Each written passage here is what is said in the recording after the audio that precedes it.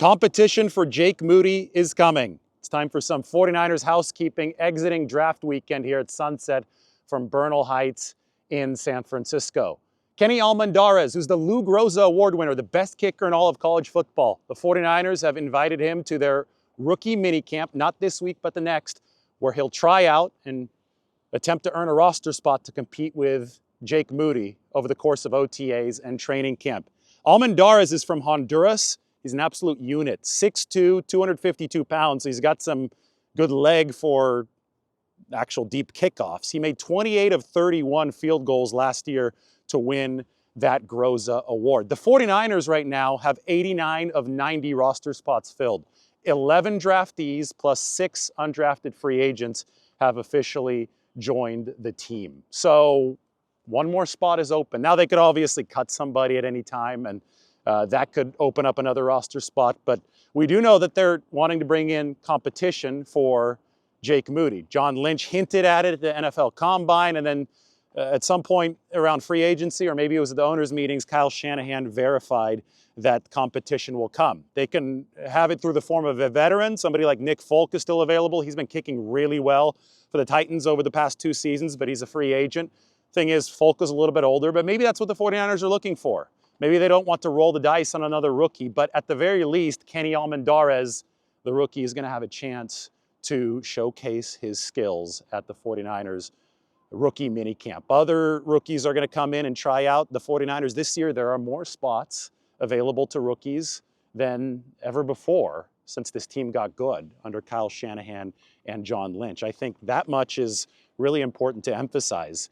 I'm looking at my depth chart right now, and we're going to have a 53-man projection for the 49ers coming out probably tomorrow morning on the San Francisco Standard. Obviously, we'll have a big video covering it as well, but there are up to 5 spots on defense where rookies are going to be able to start. Obviously, the 3 defensive linemen, Michael Williams, Alfred Collins, and CJ West, those guys are likely to be starters for the 49ers. They drafted them to be immediate starters, but you could look down to linebacker, where Nick Martin's going to have a chance to win a role next to Fred Warner. And you could even look at the nickelback spot with Upton Stout as a spot where a rookie can grab a starting spot. You know, I talk about the 49ers following the Rams formula, but the Rams only had 3 defensive rookie starters last year, and they had a huge youth movement. The 49ers, again, can have up to 5. So this is, I think, tremendously exciting for the 49ers from the youth movement perspective. So be on the lookout for that. Be on the lookout for this rookie minicamp. That's where we're going to have a chance to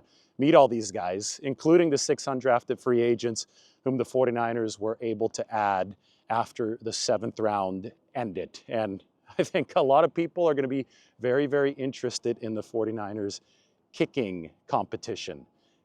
I expect that to last all the way through the preseason, because, you know, even if Kenny Almendares wins this job, right, then that's the job to compete with Jake Moody, not the kicking job itself. But even if he wins a roster spot for the 49ers, and even if he tears it up over the course of some of these practices, Jake Moody has torn it up over the course of practices too. I think it's an entirely different thing to succeed in an NFL game as a kicker, especially as a guy who only has college experience. So Kyle Shanahan hinted that the preseason would be a very, very big evaluation opportunity for the 49ers regarding that kicking position.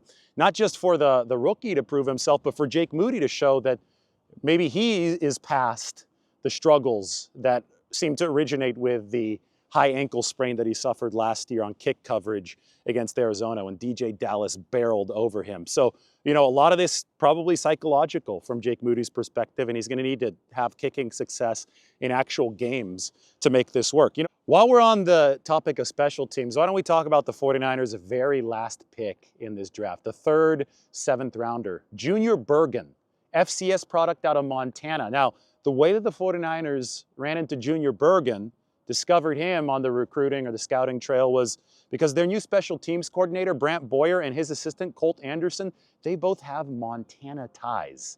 So they discovered this guy who actually has the FCS record for punt returns, 8 punt returns for touchdowns in his career. He returned only 10 punts last season, and in those 10 returns, Junior Bergen had 3 touchdowns. So the guy was absolutely electric, albeit at a lower level of college football. So the question is, can he port it to the NFL? Regardless, I think that it was fitting that the 49ers made sure that there was a draft pick dedicated specifically to special teams, because that unit was so bad last year. And this was such a needs-based draft. The 49ers went out with their 11 picks and they attacked the three pillars that truly struggled for this team last year, which were run defense. We know all about that. I've been hammering home the run defense part of this. They did attack the receiver separation problem. They were dead last there. Jordan Watkins, very fast receiver, good separator out of Ole Miss.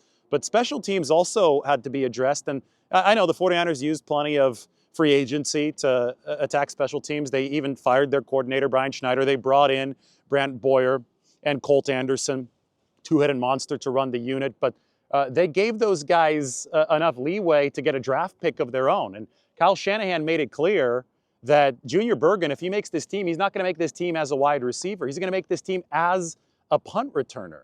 So if they carve out an extra roster spot just for a punt returner, that will show a dedication to special teams that we haven't yet seen from Kyle Shanahan. And, you know, even if Junior Bergen doesn't make the team, I think that this might mark a mentality shift regarding special teams for Kyle Shanahan, because it really did ruin a lot of things for the 49ers this past season. And it has ruined a lot of things before that. 2021 was a great example of a bad special teams unit, which very ironically got good in time for that Green Bay game, because I think Green Bay's special teams unit was worse when we saw Jordan Willis block the punt and Talanoa Hufanga return it into the end zone under the snow at Green Bay. But just in general, I think that the main overarching thought that I've had on special teams is that Kyle Shanahan has treated it in a way that he just hasn't wanted it to lose games, instead of going out and wanting that unit to win games for him. And I think a more aggressive approach is going to yield better results. And I think that by giving his special teams coordinators a draft pick this year and giving them this dedication through special teams, so many of the 49ers additions, including some of those safeties, Richie Grant, Luke Gifford, the linebacker, those are all big-time special teams players. Giving special teams that kind of focus over this offseason is a step in the right direction, that the 49ers are shifting their mentality to go win us a game. Have that third unit actually make a positive difference instead of just trying to avoid a negative one. And, you know, of course, the highlight of special teams is the kicker. And the 49ers are serious about bringing in competition for Jake Moody. It would be a very bad idea to cut him right now. There'd be no upside in that. He's a talented kicker. Obviously, the struggles all happened last year after the high ankle sprain, which came because the 49ers kick coverage was so bad. So that there was a tragedy in all of that. But in the case of Moody, you have an asset. You can try to rehabilitate that asset.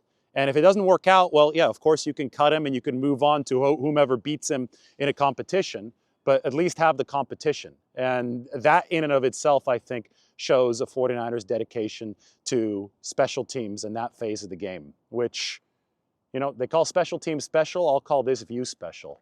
Bernal Heights, San Francisco, sunset over Sutro Tower and Twin Peaks. I went on a nice little urban hike, had to clear out the system after the NFL draft. We've got so much more coming. I think we've been leading the way with our draft coverage.